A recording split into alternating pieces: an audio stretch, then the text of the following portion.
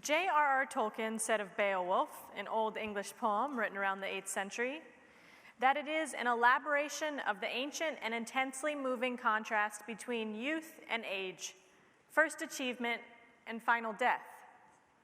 Tonight, Rowan Campbell will be reciting a passage from the end of this saga. At this point in the poem, the glory days of Beowulf's youth are long past.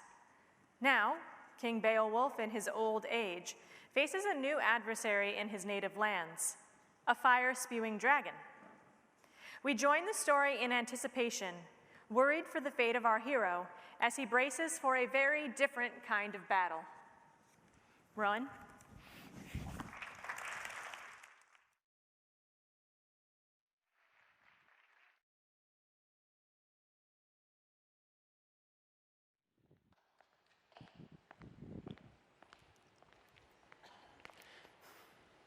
And Beowulf uttered his final boast. I've never known fear. As a youth, I fought in endless battles. I am old now, but I will fight again. Seek fame still, if the dragon hiding in his tower dares to face me. Then he said farewell to his followers, each in his turn, for the last time. I'd use no sword, no weapon, if this beast could be killed without it. Crushed to death like Grendel, gripped my hands and torn limb from limb. But his breath will be burning hot. Poison will pour from his tongue.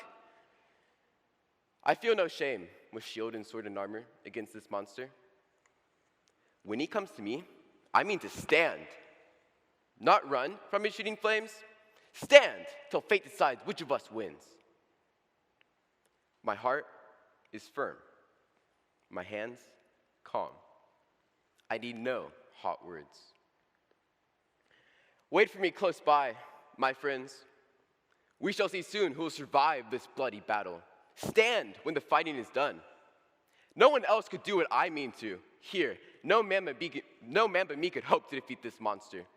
No one could try. In this dragon's treasure, his gold, and everything hidden in that tower will be mine. Or war will sweep me to a bitter death. Then Beowulf rose, still brave, still strong, and with his shield at his side and a mail shirt on his breast. Strode calmly, confidently toward the tower under the rocky cliffs. No coward could have walked there. And then he who'd endured dozens of desperate battles, who had stood boldly while swords and shields clashed, the best of kings, saw huge stone arches and felt the heat of the dragon's breath, flooding down through the hidden entrance, too hot for anyone to handle, a streaming current of fire and smoke that blocked all passage. And the gate's lord and leader, angry, lowered his sword and roared out a battle cry, a call so loud and clear that it reached the hoary rock, hung in the dragon's ear. The beast rose, angry, knowing a man had come, and then nothing but war could have followed. Its breath came first, a steaming cloud pouring from the stone. Then the earth itself shook. Beowulf swung his shield into place, held it in front of him, facing the entrance. The dragon coiled and uncoiled, its heart urging it into battle. Beowulf's ancient sword was waiting, unsheathed, his sharp and gleaming blade. The beast came closer. Both of them were ready, each set on slaughter. The Geat's great prince stood firm, unmoving, prepared behind his high shield, waiting in his shining armor. The monster came quickly toward him, pouring out fire and smoke, hurrying to its fate. Flames beat at the iron shield, and for a time it held, protected Beowulf as he had planned. Then it began to melt. And for the first time in his life, that famous prince fought with fate against him, with glory denied him.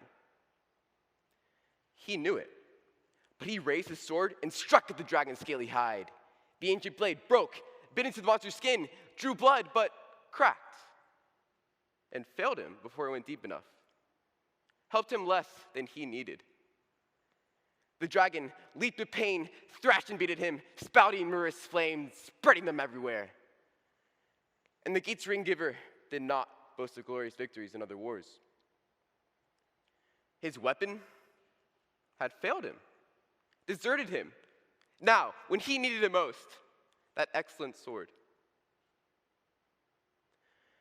Agatho's famous son stared at death, unwilling to leave this world, to exchange it for a dwelling in some distant place, a journey into darkness that all men must make as death ends their few brief hours on earth. Quickly, the dragon came at him, encouraged as Beowulf fell back. Its breath flared and he suffered, wrapped around in swirling flames, a king before. But now, a beaten warrior. None of his comrades came to him, helped him. His brave and noble followers, they ran for their lives, fled deep in a wood. And only one of them remained, stood there, miserable, remembering, as a good man must, what kinship should mean.